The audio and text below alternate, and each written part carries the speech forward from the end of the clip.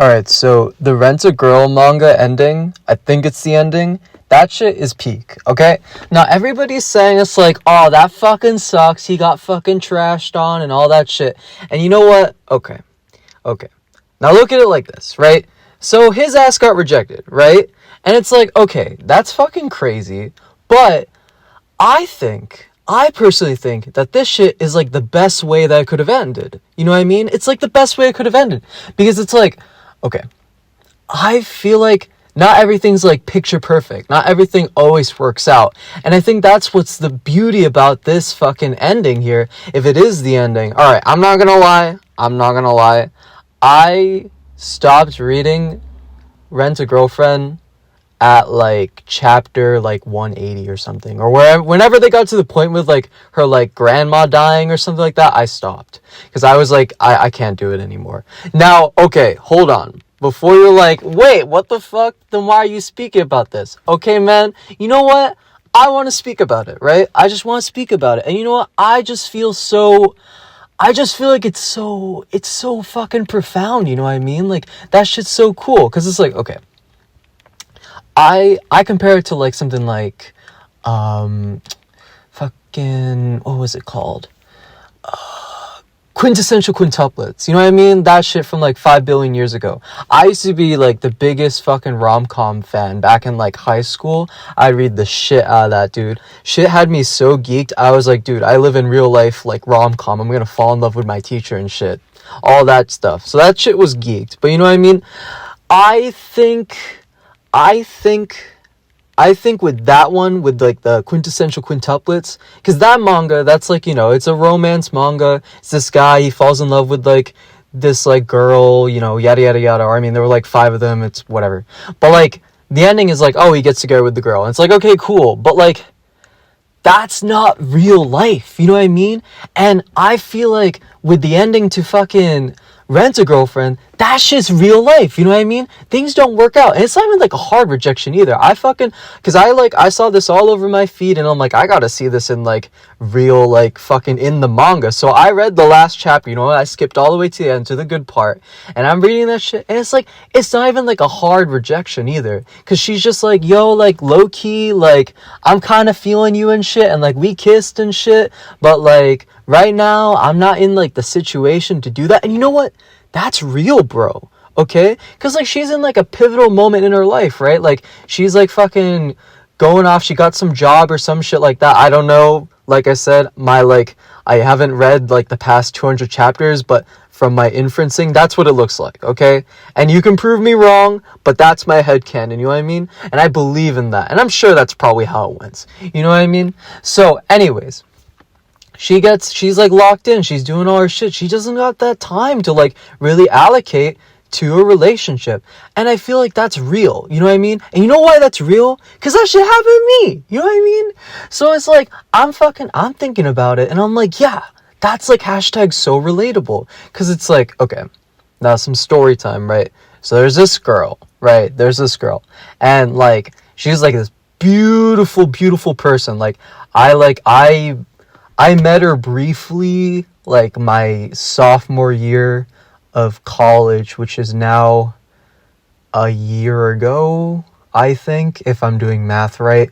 But it was a little bit ago, right? And, like, I met her, like, briefly, you know what I mean? It was very, very, very, very brief. It was, like, I got invited to, like, some, like, group, like, lunch, and like I was like social awkward as fuck, bro. I did not even say shit to like anybody, because like I didn't know nobody there except like one person, but even then it was that one person that invited me, and I like just met them. So it was like, bro, like I wasn't really working out, and you know what I mean? I was like trying to like I got a little better nowadays. I want to say like I improved a little bit more from that point, but that at that moment I was out of it. So I barely talked to, I didn't even say shit like at all, and like they were like all talking to each other. But I saw her and I was like, dang, like this is crazy. But I didn't really say anything to her, and that was the end of it. But that shit was like destiny, you know what I mean? Like I just felt like this was the person that. Okay, well maybe I'm exaggerating, but in the back of my mind I was like, damn, she's like really pretty. So I'm like, okay, maybe whatever. I didn't really think too much of it. I didn't think I'd ever see her again. But then, literally like the following semester, fall semester, junior year, she's in my class. And that's like a fucking coincidence. Like, that's crazy. Like, what? No way. Because it's like fucking college is big, or at least the college I went to. It's big as fuck. So it's like, that's actually like kind of low-key unlikely. So I see her first day of class. I'm like, oh my gosh. That's why I knew like stars aligned. Like, we just had to get married type shit. So I was locked in. And I was like, oh my gosh, like, I have all these opportunities to talk to her because, like, this class meets, like, 3 times a week. I'll talk to her next class. Next class comes, gone, bro. That woman, like, dropped the class or some shit. I did not see her at all from that point on. Like, I did not see her at the midterms. I did not see her in discussions. I didn't see her anywhere, right? And I was so crushed. I'm like, you know what? I accepted it. I guess it wasn't meant to be. But then okay. So this class, it's a math class, right? It's fucking multivariate calculus. And that shit was fucking awful, right? And what's even worse is the final was at 8 in the morning. So I was like, bro, please chill. And like at the time, I was living off campus and my ass did not have a car. So I was like, I need to take fucking public transport. And there wasn't public transport like early enough to take me there on campus before the exam started. Like I think there was like a bus at like 7:40. So I'd get there at like 8 because it's like a 20-minute drive. And then I'd have to walk to the fucking exam place, which takes like 15 minutes because they put it like all the way across campus. So I'm like, bro, please. So I was like, there's no way in hell. But luckily I was able to crash at one of my friends' dorms. So I was like, okay, this is chill. But I'm like sleeping there and I could not sleep. And I like woke up, I'm like, you know what, fuck it. I'm just gonna raw dog this exam. I'm locked, I'm ready. Whatever happens. And I was disheveled, like I didn't shower, my hair was a fucking mess.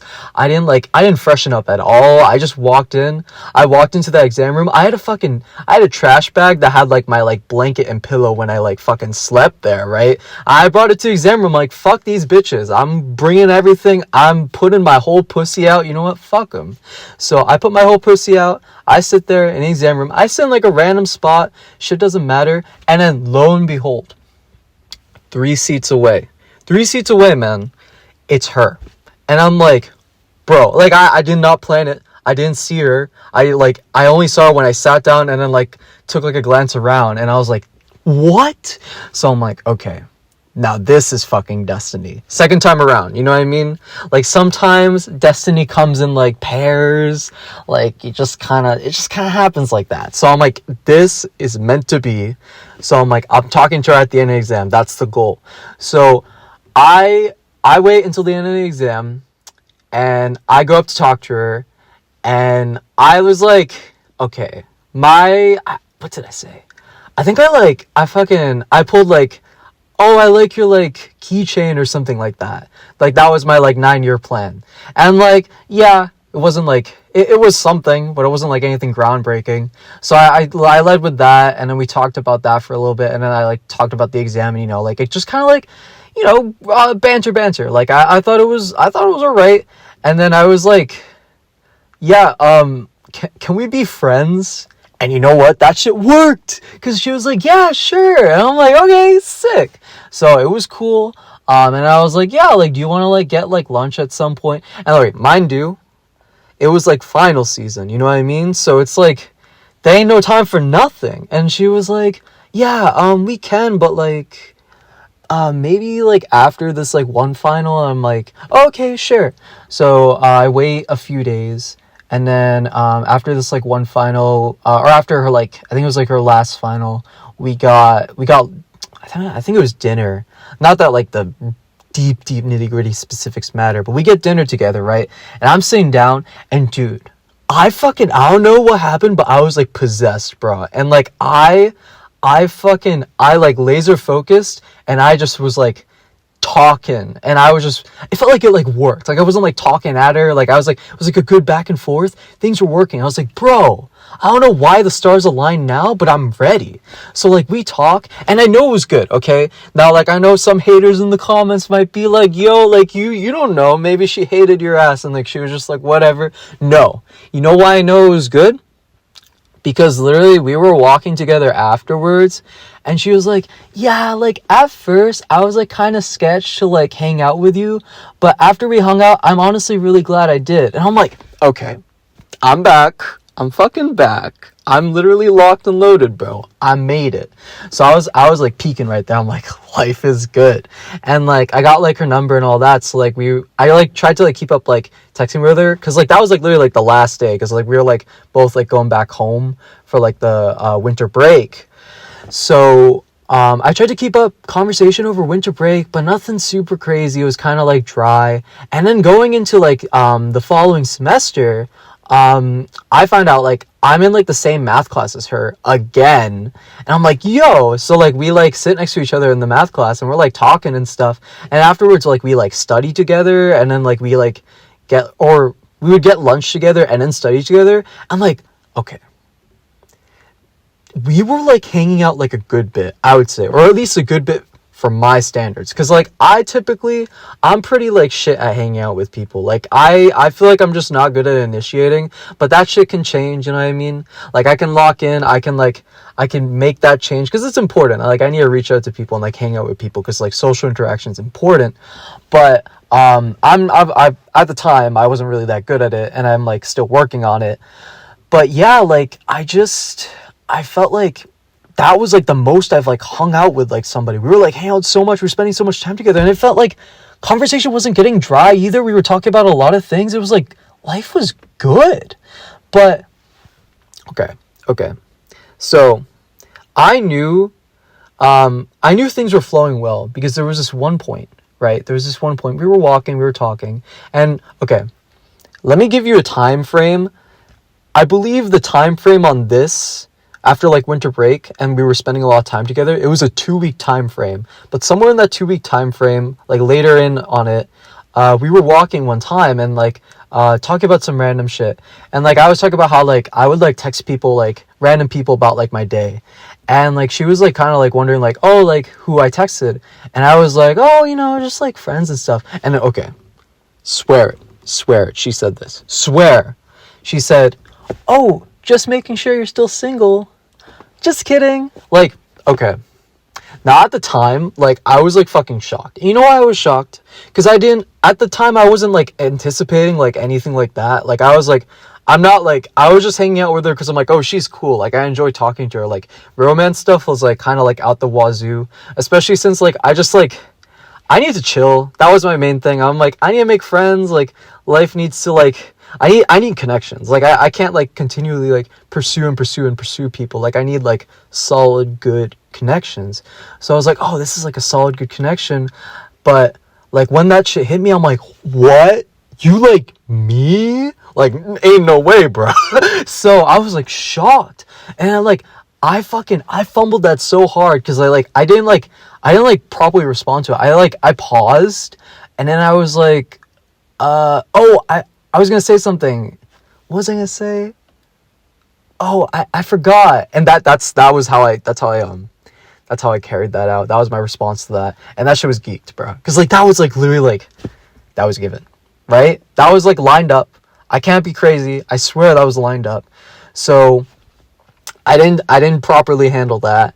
And I felt like from that point on we hung out like a few more times. But then there was this one last time we hung out where we got like lunch together, and like I don't know, like something was up, but like the conversation wasn't really flowing that well, and I walked out of it. I'm like, I must be fucked. Like I must be fucked today. Like something must be up with me. And I was like thinking about that. I'm like, oh, like something's wrong. But I realized it's not just me. It couldn't have been just me, because tell me why. After like a few hours later, I run into like one of my other friends and we talk for 2 hours straight. 2 hours straight, fucking no breaks, flow. So I'm like, okay, clearly it must have been both of our ends, like on both of our ends, not just me. I can't have been the only one geeked in that conversation. So that like kind of like left me like, damn, like I kind of wanted to like make it up to her, like be like, oh, like have another good hangout, end on like a high note. But dude, this woman disappeared, gone. And like a lot of it was just like, I felt like part of it was like she was really busy, because like that was like something that like I noticed a lot, where she was just saying like, oh, like I gotta do this, I gotta do that, I gotta like land this like internship and all that stuff. And then that's at least like what I saw, but I don't know like any like under like how do I say it, like what was in her mind truly, like, but that's my inference, or at least like what I gleaned from like her text messages and stuff. But eventually like she just like ghosted me, and I'm like, damn, like that shit sucks. But it's like, okay, now I'm going back to my main point with fucking Rent a Girlfriend. This is why Rent a Girlfriend is peak, because it's like shit like that happens, you know, shit like that happens. Sometimes it just doesn't work out. Even if you do like each other. I mean, with this girl, like in my case, I don't know. Maybe she liked me at some point. Maybe like it fell off. I have no clue. But with like Rent a Girlfriend, it's like, yeah, romance isn't perfect. Romance really isn't perfect. It isn't idealized. It isn't always super like beautiful. Like how like some other romance mangas make it, you know? Like they make it out, or just romance stories in general. Like they make out romance to be this perfect fairy tale thing, but like it's flawed, it's hard, it's difficult, and there's just so many pitfalls to it. And it's heartbreaking. It's damn near heartbreaking at times. And it's like, I feel that like you have to try time and time again to get things to work. And even then it's like sometimes you're just putting in too much effort, it's not even worth it. Or maybe you're not putting in too little effort. And it's just a mess. It's a big fucking mess, and it's complicated. And I think with this story, or at least the ending, I feel like that really conveys it. It's like her feelings are complicated. It's like she hasn't figured herself out. She likes him. She loves him to like some degree, but at the same time, she's balancing that with like her career and her life. And you know what?